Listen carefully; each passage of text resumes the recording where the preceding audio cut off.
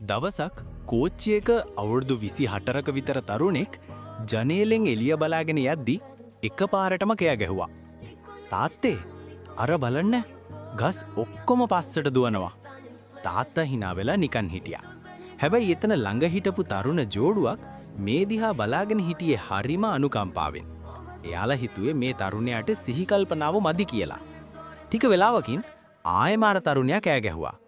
තාත්තේ අර බලන්න වලාකුළු අපිත් එක්කම එනවා.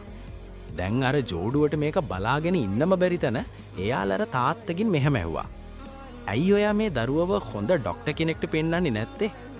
එතකොට ඒ තාත්තා hina වෙලා බොහොම බැරෑරුම් විදියට උත්තර දුන්නා. අපි මේ එන්නෙම හොස්පිටල් එකේ ඉඳන්. මගේ පුතා ඉපදුන දා ඉඳන් අන්දයි. අද තමයි එයාගේ ඇස් වලට පෙනීම ලැබුණ මුල්ම දවස.